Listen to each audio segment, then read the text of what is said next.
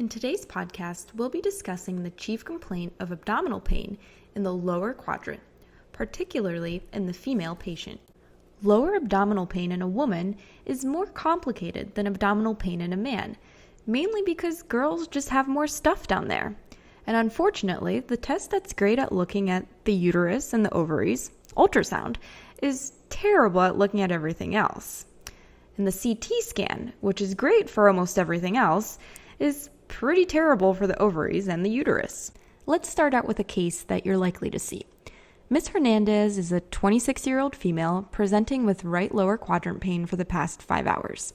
Your initial steps are the usual. You're going to want to start with a quick history, focusing on onset, anything that makes it better or worse, quality of the pain, radiation, severity, and timing. Moving on to your review of systems, focus on pertinent positives: nausea, vomiting, diarrhea, fever, urinary symptoms, vaginal bleeding, vaginal discharge. Also, don't forget to ask about menstrual history. Next, you want to pay attention to vital signs. Obviously, anything that's abnormal will increase your concern. For example, low blood pressure could be indicative of a bleed.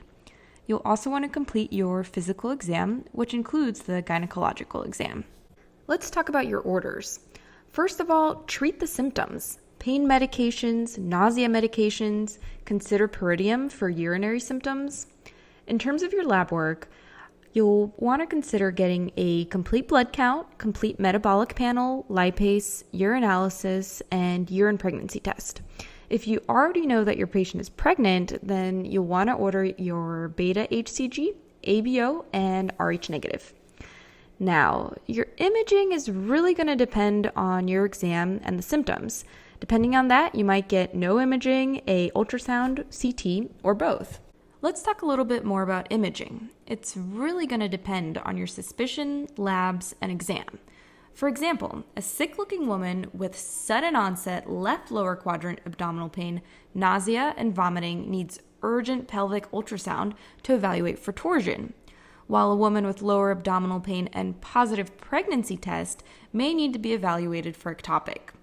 A woman with significant peritoneal findings will need either an ultrasound or a CT, depending on the history, exam, and your suspicion. Overall, many will end up getting both an ultrasound and a CT. Let's move on to our differential diagnosis.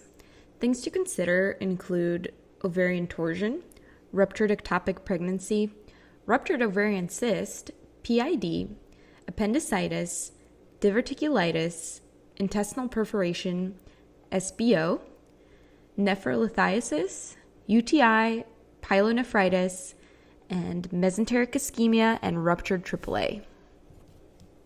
So what's your disposition plan for Ms. Hernandez? Really, it's going to vary based on our ultimate diagnosis.